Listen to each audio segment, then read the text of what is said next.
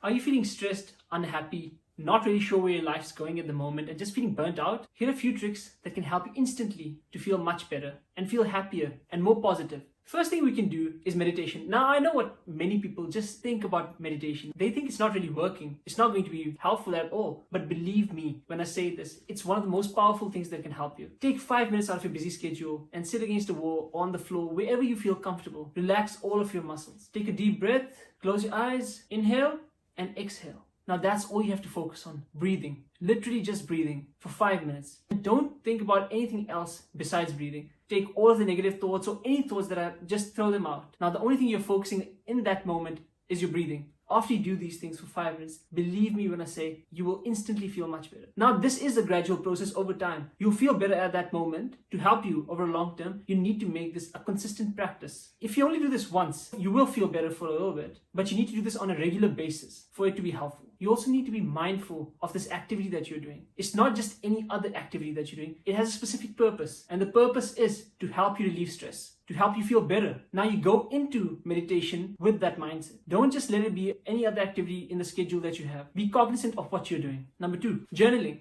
This is like opening your closet and seeing a messy wardrobe. It's all about unpacking dirty clothes, unpack things that you have in there and rearranging them, putting your mind in order and in priority of what's important. You unpack all the stuff that's negative and all the negative thoughts that you've had. When you start writing, you'll understand why you feel certain emotions that you feel. It's all about understanding yourself. And in the process of understanding yourself, you'll come to realize why you are feeling negative or bad or stressed or burnt out or whatever it may be. And in that process, you can learn how to fix those problems. Because once you've identified them, you have done 90% of the job already. Now it's just about fixing it. Because I think the main problem that happens in most of the society today is people don't even know what's wrong. So once you identify what's wrong, you're well on your way to fix the problem. Now, journaling is another activity that you also have to be mindful of. Just like the meditation sessions that I mentioned. You have to go into your session of writing. Whatever comes, you will put on paper. Even if it's good or bad. At the end of the day, you're speaking to yourself. Try your best not to lie to yourself, because I think that's one of the biggest hindrances you'll have in your journey to improve yourself. Be honest with yourself. Don't lie. Number 3, exercise. Now, obviously you've heard this a lot. From everywhere you're probably hearing this. Exercise is the key to a happy life and a healthy life.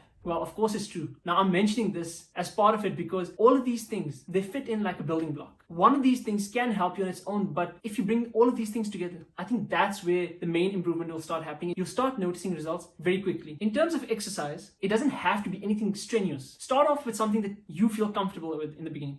It can be light walks, running, picking weights, swimming, whatever you like. Start off slowly. You don't have to jump in the deep end of the pool. The key with exercise is to have progressive overload. You're not the strongest person right from the start. It's a process. The entire thing is a process, as I've mentioned before. It takes time. As I've mentioned with the other 2 activities like journaling and meditation, you also have to be mindful. You can go in, pick up the weights and finish the workout. I mean, you've done the workout, but the end results that you can have just by being mindful of why you're doing the activity and being present in that moment when you're doing the activity can yield a lot more results than when you're just picking the weights or running or not focusing on the activity at the time. You can't reap the full benefits of that activity if you're thinking or distracted. Another thing I can recommend that can help you de-stress or deload your mind from all the negative things that are happening is taking up a creative hobby. Not only will this relieve your stress, it will also help you to pursue more things. It will help you explore who you are. Now, what do I mean by creative hobbies? So they can literally be anything like cooking, painting, woodwork if you like woodwork, singing, piano, music,